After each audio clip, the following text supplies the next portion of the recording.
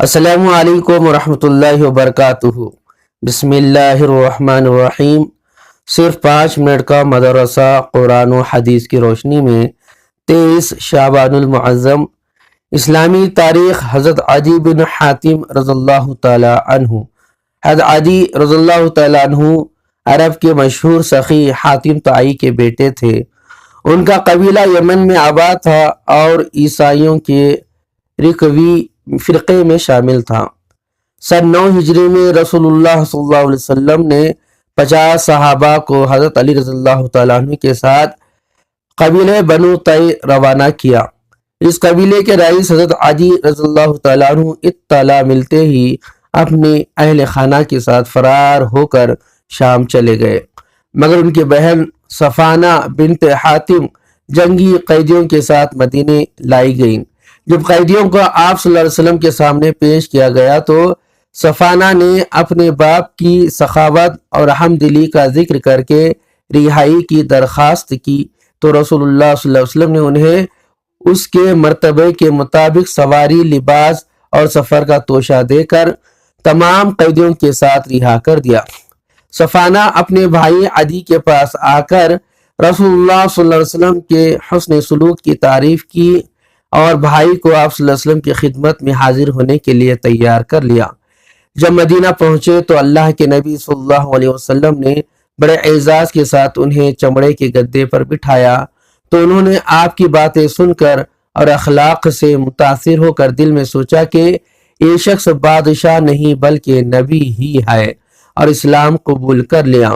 حضور صلی اللہ علیہ وسلم نے انہیں قبیلے کا امیر مقرر فرما دیا۔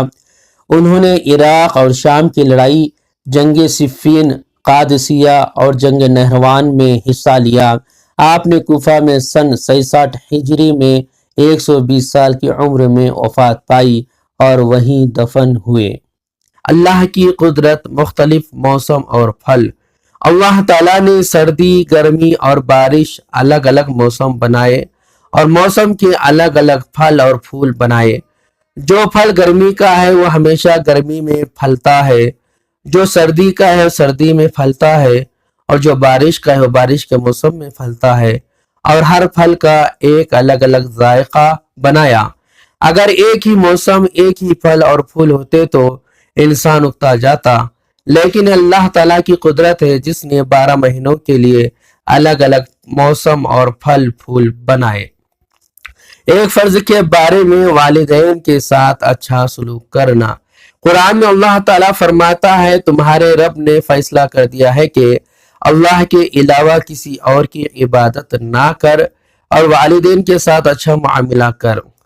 فائدہ: ماں باپ کی خدمت کرنا اور ان کے ساتھ اچھا برتاؤ کرنا فرض ہے۔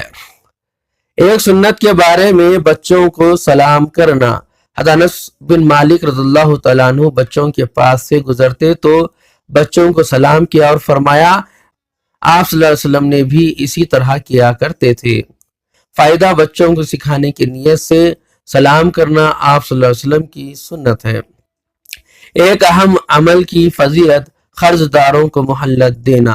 رسول اللہ صلی اللہ علیہ وسلم نے فرمایا، جس شخص کو یہ بات پسند ہو کہ اللہ تعالیٰ قیامت کے دن اسے پریشانیوں سے نجات دے تو وہ فقیر اور تنگ دست لوگوں کو قرض کی ادائیگی میں مہلت دے دے یا معاف کر دے۔ ایک گناہ کے بارے میں کسی کی غیبت کرنا۔ رسول اللہ صلی اللہ علیہ وسلم سے پوچھا گیا، غیبت کیا ہے؟ آپ صلی اللہ علیہ وسلم نے فرمایا، اپنے بھائی کی ایسی بات کا ذکر کرنا جو اسے اچھی نہ لگتی ہو۔ سوال کرنے نے پھر پوچھا، آپ کا کیا خیال ہے کہ اگر وہ بات اس کے اندر موجود ہو جو میں کہہ رہا ہوں؟ آپ صلی اللہ علیہ وسلم نے فرمایا، جو تم کہہ رہے ہو اگر اس کے اندر ہو تبھی تو تم نے اس کی غیبت کی، اگر وہ بات اس کے اندر نہ ہو تو تب تم نے اس پر الزام لگایا۔ دنیا کے بارے میں مال عاریت ہے۔ حضرت عبداللہ بن مسعود رضی اللہ تعالیٰ عنہ فرماتے ہیں کہ تم میں سے ہر ایک مہمان ہے اور اس کا مال عاریت یعنی ادھار ہے، اور مہمان جانے والا ہے اور عاریت اس کے مالک کو لوٹانا پڑے گی۔ آخرت کے بارے میں اہل جہنم کا تذکرہ۔